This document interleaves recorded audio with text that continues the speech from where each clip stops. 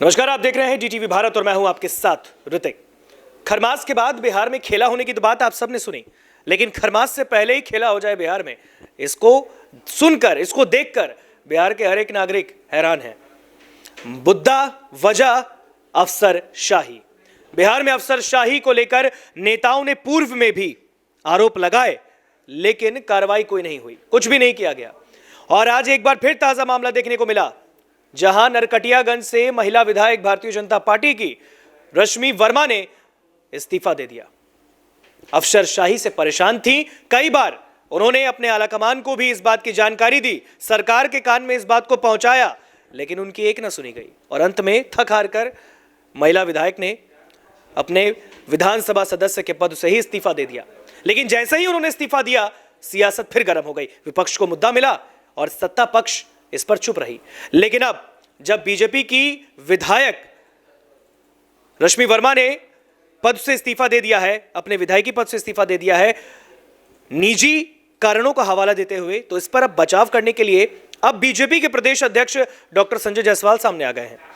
उन्होंने जो बयान दिया है, उन्होंने भी वही बयान को बस आगे बढ़ा दिया है। उन्होंने भी यही कहा है, अफसरशाही पर कुछ कहे नहीं, वो बस यही कहा कि बिहार में जो विधायक रश्मि वर्मा ने इस्तीफा दिया है अपने विधानसभा सदस्य के पद से, उनके अपने कारण थे।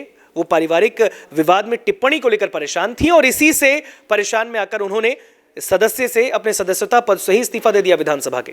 हालांकि उन्होंने ये भी कहा है कि उनकी बात भी हुई है रश्मि वर्मा से, जो कि बीजेपी की महिला विधायक हैं, उनसे बातचीत भी उन्होंने की है संजय जायसवाल ने, जो कि प्रदेश अध्यक्ष हैं। अब बातचीत क्या हुई, इसके लिए आप खुद सुनिए बीजेपी के प्रदेश अध्यक्ष संजय जायसवाल का वो बयान, जो बीच बचाव में और सफाई देते हुए उन्होंने क्या कहा है। लेकिन अफसरशाही का जो मुद्दा है, अफसरशाही का जो सवाल है, वो बिहार का पीछा नहीं छोड़ रहा है और एक बार फिर लगता है इसकी चपेट में सत्ता पक्ष के ही लोग आ गए। सुनिए क्या कह रहे हैं बीजेपी के प्रदेश अध्यक्ष डॉक्टर संजय जायसवाल। होता है जब वो कोई विधानसभा के अध्यक्ष के सामने देता है, उन्होंने नाराजगी के रूप में एक पत्र जरूर लिखा था, लेकिन हम लोगों से उनकी बात हो गई है। वह पत्र विधानसभा अध्यक्ष को नहीं दे रही, वह वापस अपने घर पे आ रही हैं और इसका कोई राजनीतिक कारण नहीं है। यह पारिवारिक विवाद के कारण उन्होंने इस तरह का कदम उठाया था, जो बात अब समाप्त समझी जाए। जो भी उनके विवाद हैं वह समाज दूर कर देगा। सर, उनके द्वारा पुलिस प्रशासन पर मनमानी का आरोप भी लगाया गया। जब पारिवारिक विवाद था, कुछ संपत्ति को लेकर के परिवार में डिस्प्यूट था और इस कारण उन्होंने पुलिस की भूमिका पर भी संदेह किया था। लेकिन जब कोई विवादास्पद होता है तो उसका सलूशन उच्चाधिकारियों से निकलता है। नीचे के स्तर पर थाने के सिपाहियों से अगर कोई बात भी है तो माननीय आरक्षी अधीक्षक से मिलकर के जो भी सही है कदम और जो भी निदान है वो हम लोग निकालेंगे। सर, स्पीकर के पास गया था नहीं, स्पीकर के पास कॉपी नहीं गया था और मेरी उनसे बात हो गई है। वह पटना जा रही थी, वह पटना से लौट करके पुनः घर वापस जा रही हैं और यह विवाद का राजनीति से कोई लेना देना नहीं है। सर, एक मामला आया था यूपी टेट में, उनके भाई अनूप, इस पर मैं टिप्पणी नहीं कर सकता हूँ।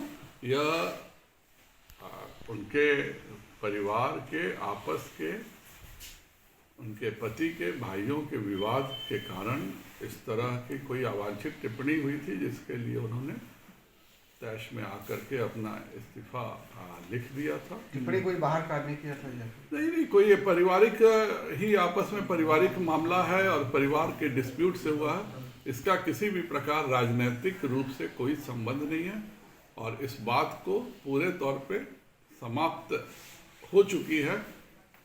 सर, वो एग्री कर नहीं है कि वो विड्रॉ कर लेंगे? हाँ बिल्कुल, वो वापस घर के लिए लौट भी आएंगे, आधे रास्ते से ही। और ये जो फोटो जो उनका जो दिखाई दिया था, बिल्कुल बात सही थी ये बात, लेकिन मैं वही कह रहा हूँ आप लोगों से कि वह परिवार में कुछ विवाद के कारण उन्होंने तैश में आकर के उस तरह से किया था।